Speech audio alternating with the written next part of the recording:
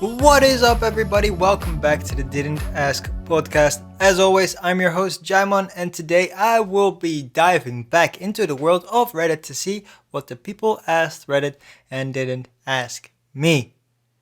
Man, what a week it has been. It's been fully on autumn or fall, whatever you want to say, and it's been raining constantly. Right now, when I'm recording this, it's dry and it's been for a couple of hours, so because I had to do some errands. But man, it's been raining outrageously a lot, and man, I'm glad it was dry when I had to go out and run these errands because I would have been soaking freaking wet. Because that's what the weatherman said. And that's a Jamie Foxx reference for you right there. It's a good song. I think it's called Forecast parentheses Storm. I think. Something like that. You should look it up. It's a Jamie Foxx song. It's really cool. It's really good. It's one of those, sexy time songs. But enough about that. This podcast is not about sexy songs. No. It's about answering Reddit's toughest questions. Whether you're here for the first time or if you've been here for 29 episodes, because this is episode number 30. It's been an amazing journey so far. We've been doing this for 30 weeks, and we're gonna do a lot more. I feel like we're gonna do at least 100, if not more. We'll see where we end up. But for now, episode 30, it's a big one. So let's jump right into the first question of today, and this one was asked by user Momponare. Momponer, and they ask, you're resurrected in 1,000 years. What is the first thing you would say? And my thing is, I would just say, why? Because that will be the first question that I'm having, especially because it says you're resurrected, not you're woken up. You said you're resurrected. So that means, or at least it indicates, that I'm dead. So why am I being resurrected in 1,000 years? Why me? Why? Why are you doing this? Why are you resurrecting people that are 1,000 years old, at the very least, and doing it so without their permission, just to see if it works, to see if it happens? Honestly, that's also a very interesting thing about passing on to the next life, or whatever the fuck you want to call it. Like, about dying. The interesting about dying is that they always say that, oh, there's this, a couple of grams of something leaves your body when you're dead for X amount of time. And people presume that that's like your soul leaving your body. But what would happen if you get resurrected after 1,000 years? Because I assume that you don't get your soul back. So am I just a husk now? Just a thing without personality? Just doing the bare minimum? Because I don't have a soul, so I'm just doing whatever. It's an interesting question. And if you've watched the movie Soul, which I recently did, that means that souls get redistributed. So my soul would be in another body. So what would happen with my body? What's happening? So yeah, going back to the question asked by user Mompaner, you're resurrected in 1,000 years. What is the first thing you would say? And my question would just be, why? Why am I here? Why am I being resurrected 1,000 years? Did I give permission to do that? Did my family give permission to do that? What's the big deal behind this? Why am I being picked to be the person that gets revived in 1,000 years? Like, why? Please leave me. Just kill me already. You know what I mean? I don't want to be here. I died already. I lived a life, hopefully. And yeah, just kill me, man. Kill me, Momponer. Kill me. Thanks for your question, anyways. Moving on to the second question of the Ask Reddit for today. And this one coming from user the Reddit underscore master, and they ask, you can have $3 million, but your worst enemy gets $10 million. Would you accept it? Why? Why not? The thing is, $3 million is a lot of money. But of course, 10 million is a lot more. But I probably will just be like, okay, well, it sucks, and it probably sucks the first couple of days when like, oh man, I could have gotten so much more money, or why do they have the money and I'm not? But in the grand scheme of things, I think I would just be like, okay, it's gonna be fine after a couple days, where I'd be like, oh man, I at least got to do this, this, this, and this, and I wouldn't have to worry about anything else. Because $3 million is a lot of money, and that means that I can buy houses for all my loved ones so that they can live happily ever after. I can buy a house for myself and don't have to worry about that bullshit. Don't have to deal with all these house prices going tremendously high right now. Even though I technically still have to deal with that, but if you have $3 million, you can fucking spend $500,000 on a house and not worry about it really. And you then still have $2.5 million left. So I can just buy a couple of houses that are like, I don't know, 300K, maybe 400K. For me, my sister, my grandparents, my mom, everybody gets a house, and then we can live life to the fullest. While I also begrudgingly look at my worst enemy, which honestly, coming back to that, I don't really have a worst enemy. I don't really see who that would be. Who would be my worst? I don't know.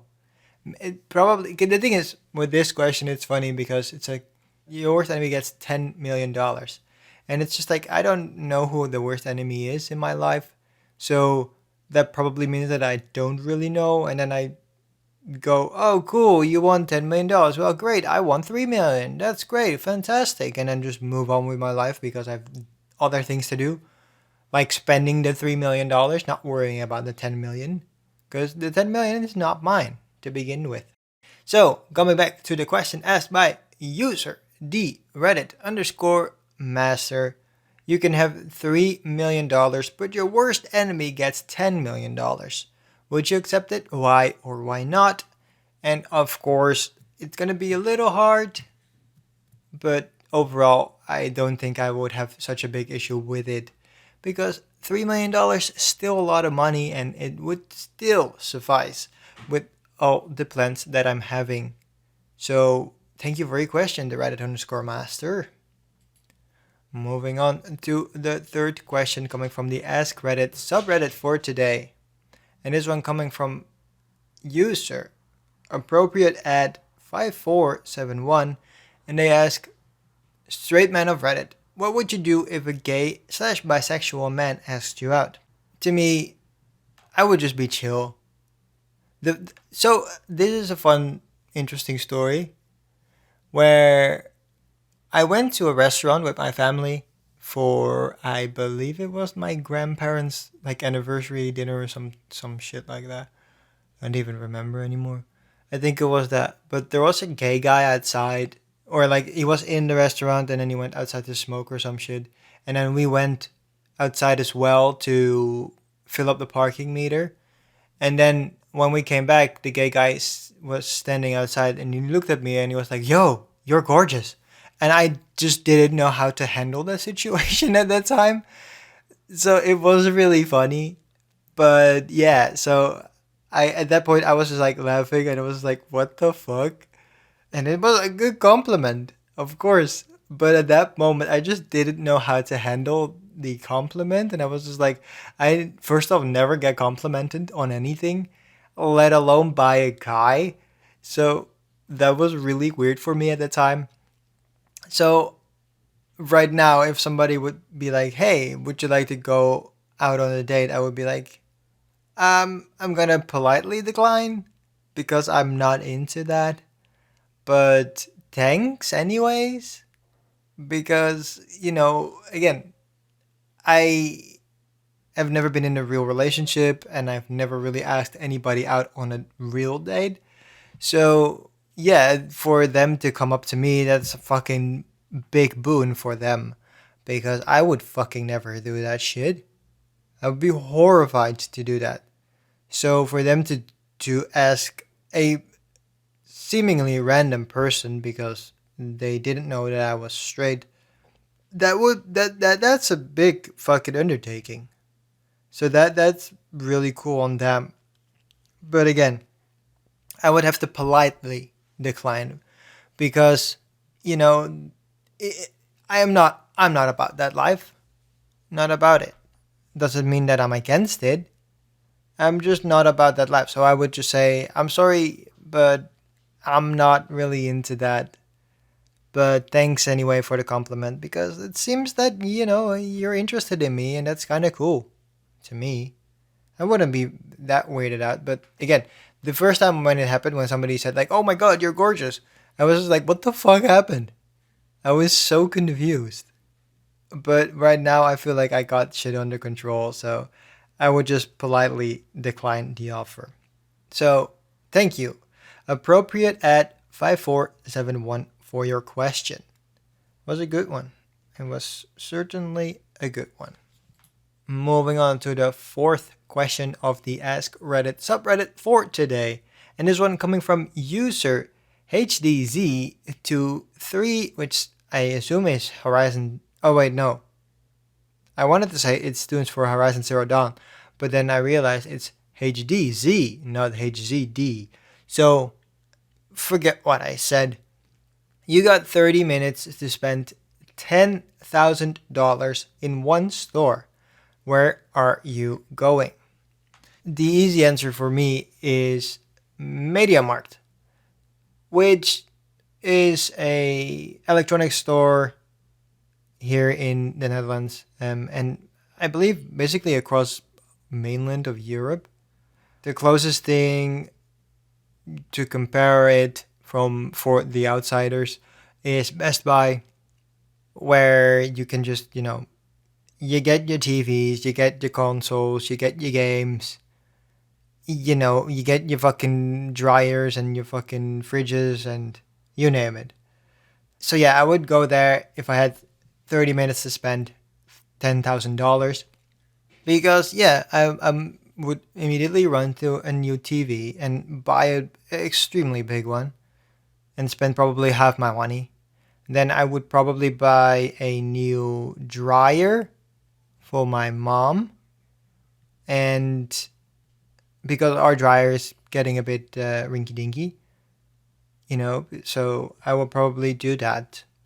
And then I would be thinking very much like, what am I going to do? And then I realized, oh shit, my sister wants a new speaker, so I would probably run to that place and just get like a nice JBL or Sonos or something like that, Harman Kardon soundbar or speaker, you name it, something of that ilk to satisfy her needs in that way. And then I would probably, because I'm so the thing is, like, when I'm saying all of this, I'm envisioning the MediaMarkt store that is in Amsterdam Centrum, the center of Amsterdam, whatever you want to call it, where they have 3 stories. So they have like a basement, a ground floor, and then a top floor. And I would just be running up those stairs, up and down, up and down, up and down, to make sure that I got the stuff that I need. And with $10,000, I would probably get a new laptop as well while we're at it, because a new laptop would be very nice for me to have. I'm still thinking if there's anything else. I mean, of course, I would run downstairs to get the video games. Just drop some video games in my basket. They also have, at that store specifically, they have a really nice multimedia section. So they got CDs, they got DVDs, they got LPs, they got basically everything you need. So we'll probably get some Disney DVDs or Blu-rays, just some collector's editions. They have Funkos there too, even though I think they got rid of most of them because they probably weren't selling that much. So they probably use that space now to sell other stuff. But they had a lot of Funkos back in the day. So I would probably just buy the remaining ones and then again buy some LPs of artists I love. So probably buy some Taylor Swift albums. I will probably buy some, I don't know, Jazz Glynns. I don't know. Most of these albums I probably already have, but still, it would be fun. Just jump in and buy some more. Make sure that I support the artists, if you will.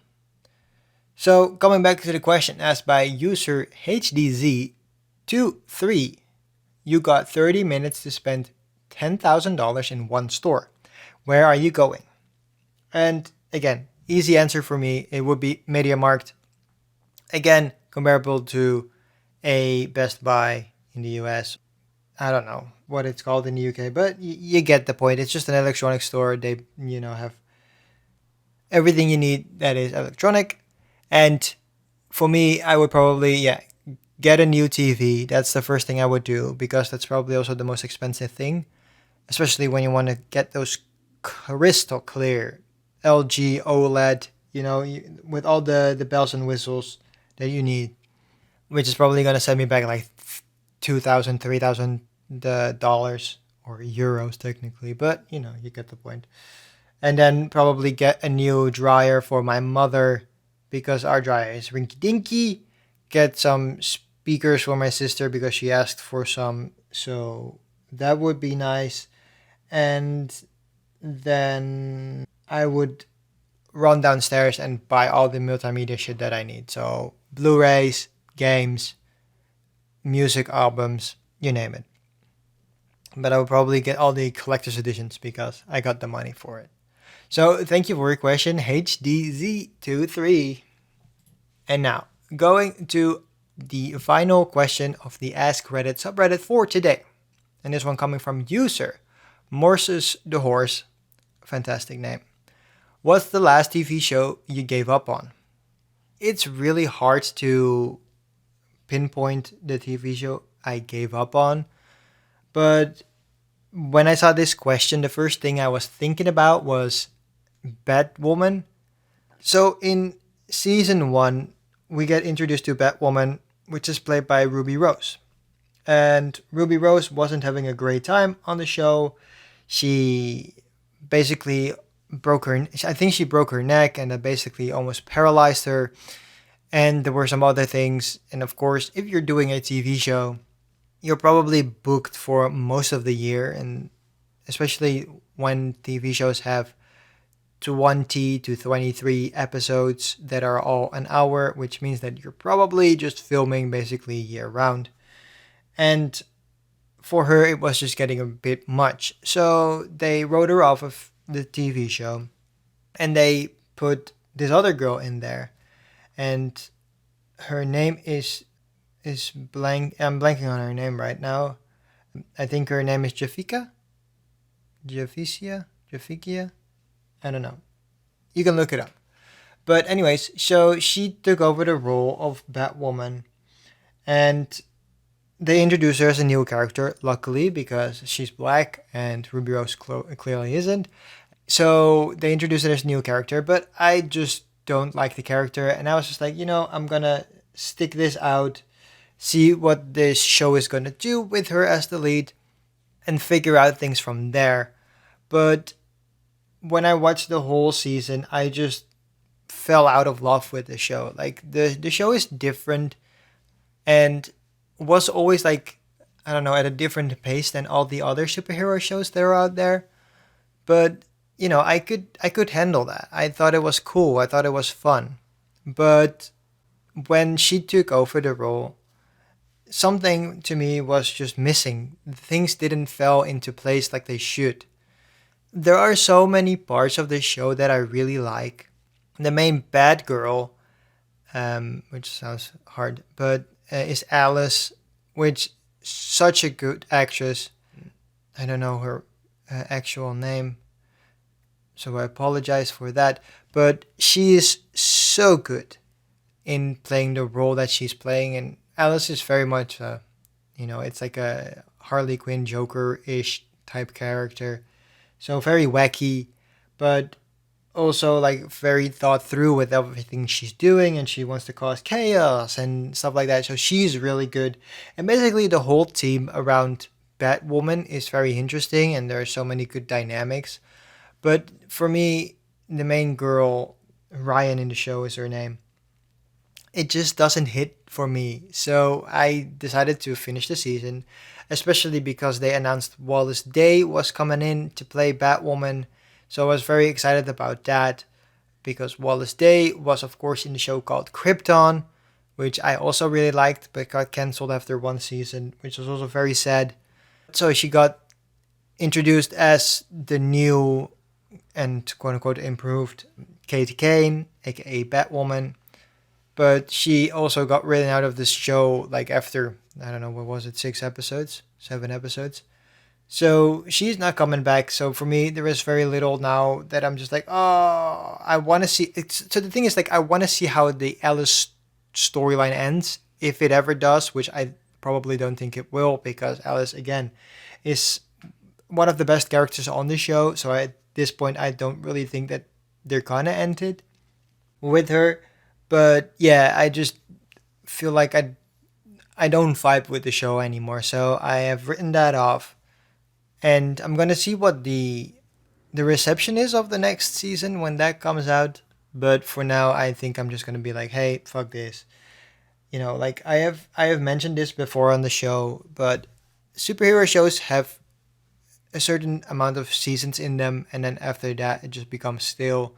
So I'm glad that CW is seeing that and ending those shows soon for most of them, because I believe we're in the final season of Supergirl right now, and I think we're going into the final season of Flash next season. And I hope that brings an end to most of those shows, because it just gets a bit stale. And especially Flash, I feel Flash is just getting so fucking run down at this point, because every villain is the same. Every season it's just Barry running faster, and in the first couple of seasons it was fun. And I also feel like in the first couple of seasons they had, of course, more variety, in the sense that we hadn't seen these villains before, so there was a little bit more that they could do with those villains. But now we're just, you know, going back to older villains, and Flash villains are basically all the same at that, because they're all speed gods or speed users. So again, the only thing that they can do is, Barry, you have to run faster. So yeah, I'm not about that life anymore. So I'm glad that they're ending that show, and I'm glad that they're ending Supergirl. And I personally ended Batwoman for myself because it wasn't going well for me. Thank you for your question, Morses the Horse. And now, going to the final question of today. And this one, of course, coming from the MIDSL subreddit. And this one was asked by user throw ra underscore dang lovesick. And they ask, am I the asshole for refusing to drop charges against a 16-year-old? My brother, 17 male, lives with me, 25 female, and my husband, 26 male, full-time since both our parents passed away in an accident last February. He's a great kid, but losing our parents made him a quiet, sad young boy. I've tried to encourage him to attend therapy so he can work on his grief, but he has refused every single time, telling me that he's not ready yet. I get it, everyone works at their own pace, and as long as he's not deliberately hurting himself, I won't pressure him. I try to be as involved in his life as I can be without it being overwhelming. We both enjoy movie nights or binge watch shows on the weekends, and he also helps my husband with his old car. Before our parents' passing, my brother had a girlfriend, 16. She seemed like a good kid too, but after the funeral, my brother decided that being in a relationship wasn't what he needed at the time and broke up with her. Totally valid. But she didn't take it good and was sure that my brother only needed some love to heal. Last month, she began to drop letters and gifts to our door, and my brother refused to open them every single time. She used to message and call him too, and I could see the distress on my brother's face. The worst thing happened last Friday. It was my brother's birthday, and my husband and I decided to take him out. When we got back, he went to his room, and as soon as he did, he came down running. Now, his ex found her own way into my house, arranging his room with photos of him with her, their friends, and our family. Put some balloons up and was waiting for him with a cake. Mind you, this is creepy as fuck. So while my husband entertained her, I called the police and they took her for trespassing private property. My brother is thankful, but my husband and the kids' parents are sure I'm overreacting and that I should drop the charges because she's trying to do something nice. Am I the asshole? And no, you're certainly not the asshole. This is fucking creepy. Again, she didn't just fucking put some balloons up and bought a cake and waited at the front door or something, or left them at the front door. No, no, no, no. She entered your house. She broke into your house. She put those photos up, which is scary to begin with. And after seemingly weeks of your brother not wanting to be with her and not wanting to talk to her, she decided to do this. This is fucking creepy. So you're certainly not the asshole. There are people that are worse. Clearly, this girl is clearly worse and there's something wrong with her, so she needs to get help. And of course, their parents are just like, oh no, the fucking Stephanie is all good, she's nice. Because they're the parents. They are supposed to be there to protect the girl. But what the girl did was fucking creepy. And she shouldn't be doing that. So there are ramifications for that. And luckily she's 16, which in some states and countries she would get tried as an adult. In others she won't be. But I feel like no, you're not the asshole for refusing to drop the charges. Because what she did was fucking creepy as fuck and she shouldn't be doing that. And if you drop the charges, you're basically putting in a precedent of you refusing to stand your ground, and that gives her the option to do it again. And that's not what we want because it causes distress to your brother and it's just fucked up to break into somebody's house. So Throra underscore dang lovesick, you're not the asshole for refusing to drop charges against a 16-year-old. And that has been it for this week's podcast. Thanks for listening to the Didn't Ask podcast. If you have a question to ask me personally, you can go to anchor.fm/didn't-ask-pod. That link will be in the show description. Over there, you can find a button, and if you press that, you can record a voice memo for me personally if you don't want your voice to be heard on the podcast, because that's what we can do with those voice messages. That's totally fine by me. What you say at the beginning of the message is like, hey, I don't want my voice to be heard on the show. Then I'll just read your question out myself and still answer it as well as I can. In the show description, you will also find a link to track.tv. That is my account, and over there you can see everything I'm watching in the next week, so you can keep up with all the entertainment stuff that I've been watching. Well, that has been it for me for this week. I hope you enjoyed this episode 30 of the Didn't Ask podcast. I will be back next week, so I hope to hear you and see you there. Take care of yourself, and I'll see you back next time. Goodbye.